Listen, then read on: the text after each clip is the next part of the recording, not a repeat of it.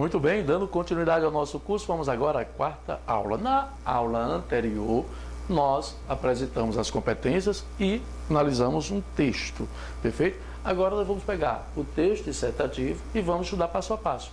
A introdução, depois o desenvolvimento, depois a conclusão. Vamos estudar agora os parágrafos, perfeito? Nesta quarta aula, eu vou conversar com você sobre a introdução e maneiras possíveis para que você possa introduzir um excelente texto dissertativo argumentativo, ok? Comigo no quadro.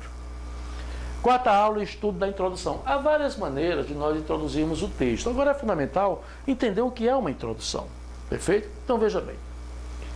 Compreendamos a introdução de um texto dissertativo argumentativo como uma apresentação de um tema, ok? E uma preparação do leitor para o desenvolvimento. É fundamental que eu tenha isso.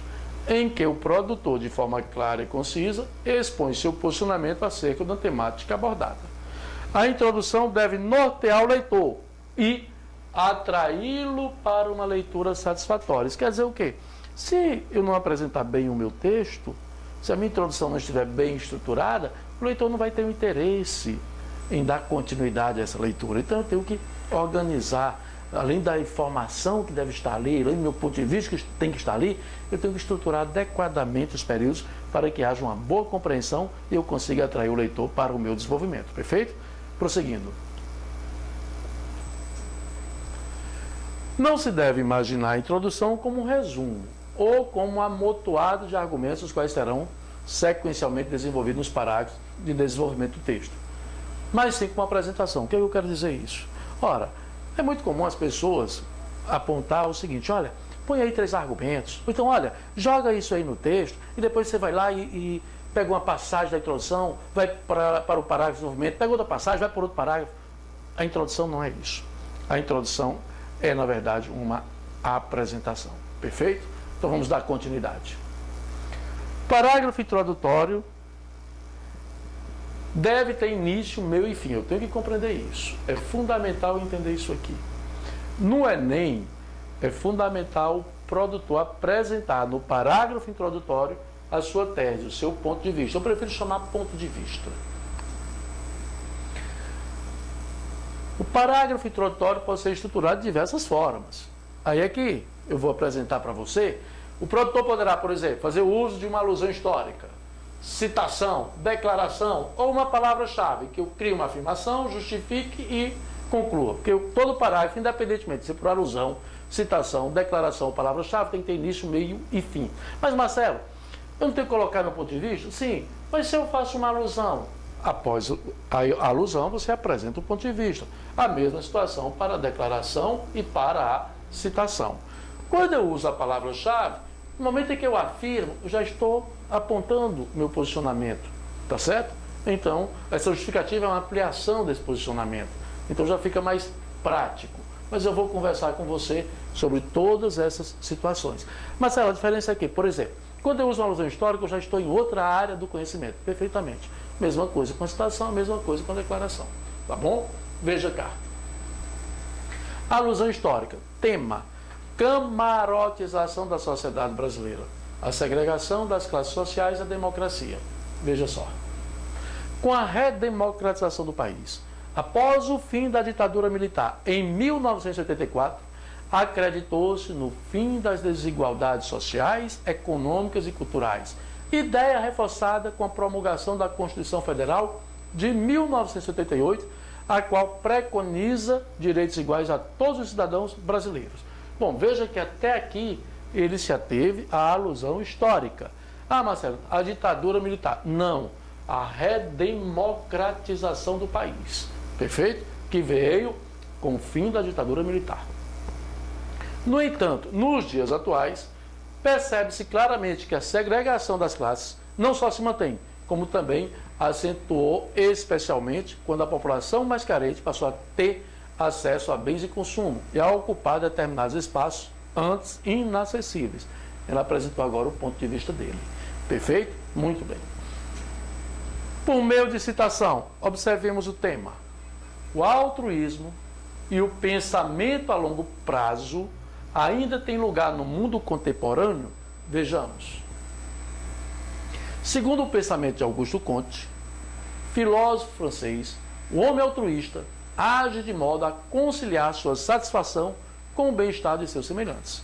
Na verdade, essa ideia positivista se contrapõe ao egoísmo, o qual, na sociedade contemporânea, se faz tão presente, a ponto de não se valorizar o pensamento a longo prazo, já que não se visualiza o ideal futuro, mas apenas o presente e seus possíveis benefícios que dele se pode tirar proveito. Bom, então ele citou quem?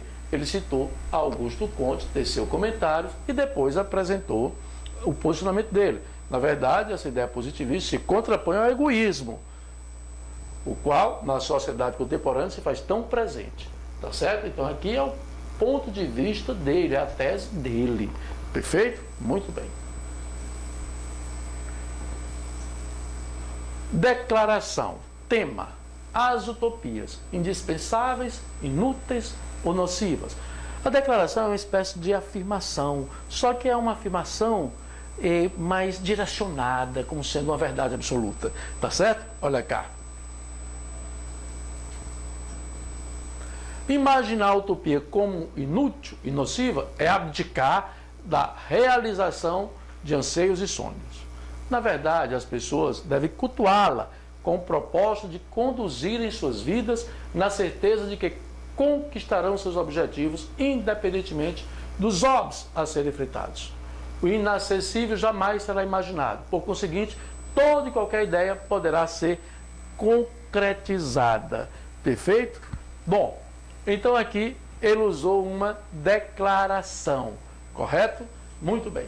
Vamos agora, palavra-chave. Veja bem, tema, a alienação do consumo, enfatizando a questão do lazer, tá bom? Veja como ele começou. E o que é essa palavra-chave? Eu explico já. A sociedade do século XXI caracteriza-se pelo poder de consumo. Por enquanto, o capitalismo, além de definir o indivíduo consoante a aquisição de bens, direciona-o a uma postura consumista até mesmo nas opções de lazer, impondo-lhe uma excessiva alienação acerca do que se pode e se deve ter como prioridade. Então eu percebo aqui que o posicionamento dele já vem a partir daqui, caracteriza-se pelo poder de consumo. O capitalismo define o indivíduo, o capitalismo direciona-o a uma postura consumista, perfeito? Então nesse momento, ainda põe mais, impondo-lhe uma excessiva alienação. Então quando eu faço uso da palavra-chave, comigo agora, quando eu faço uso da palavra-chave, eu, na verdade, consigo apresentar logo o meu ponto de vista, tá certo? Eu já deixo tudo definido. Mas, Marcelo, é melhor a palavra-chave ou as outras formas? Você vai ficar bem à vontade. Mas eu vou dizer mais ou menos como é que funciona a palavra-chave. Porque quando nós vamos escrever, nós temos que nos ater àquilo que nos deixa confortável. Então, a maneira como eu vou escrever tem que ser confortável. Senão, eu vou me equivocar, tá certo? E isso não é adequado. Então, veja o que é o melhor. Aquilo que deixa você mais confortável, tá bom? Comigo, entendendo a palavra-chave. Olha só. Como é que ela funciona? Inicia-se o texto com um substantivo.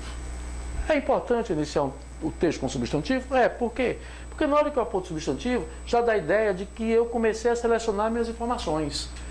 Perfeito? Depois, eu crio uma afirmação. Ora, eu já sei o que é que vem depois, porque se eu afirmo, eu tenho que justificar, não tem para onde correr, tá bom? E depois que eu estabeleço essa justificativa, aí eu vou concluir o pensamento, tá bom?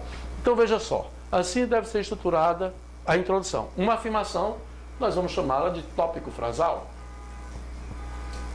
É o tópico frasal. Depois a justificativa, que é o desenvolvimento do tópico frasal.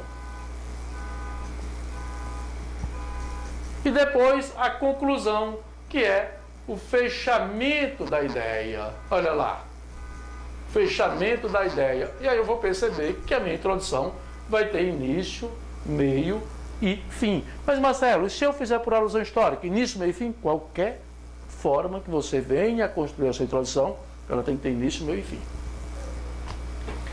Bom, vamos observar esse tema. Os resíduos tóxicos. Um perigo à saúde humana e ao meio ambiente. Olha só.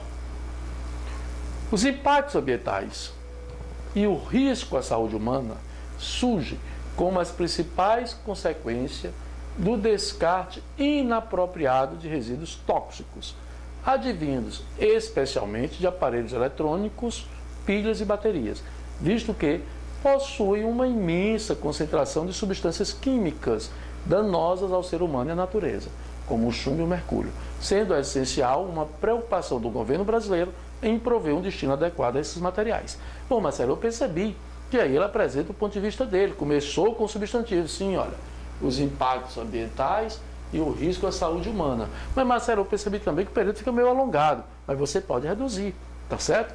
Vou já reduzir para você entender. Bom, surge, aí vem o tópico frasal, que é a afirmação. Os impactos ambientais e o risco à saúde humana surge como as principais consequências do descarte inapropriado de resíduos tóxicos, advindo especialmente de aparelhos eletrônicos, pilhas e baterias. Ok? Ponto. Tais aparelhos possuem uma imensa concentração de substâncias químicas. Ó, reduzir. Aqui ele usou o visto que, locução conjuntiva. Pode usar o visto que, uma vez que, já que, porquanto, não há problema algum. Tá? Possui uma imensa concentração de substâncias químicas danosas ao ser humano e à natureza, como o chumbo e o mercúrio. Perfeito? Torna-se dessa forma essencial que haja por parte do governo uma preocupação em prover o destino adequado a esses materiais. Viu só? Então, dessa forma, eu consegui reduzir o período. Tá? Reduzir os períodos. Pontuei adequadamente. Não há nenhum empecilho quanto a isso. Então, você pode optar pelo estilo de introdução que você deseja produzir. Seja por meio da palavra-chave, citação, declaração, alusão histórica, o que você achar mais conveniente. É isso aí. Bons estudos e até a nossa próxima aula.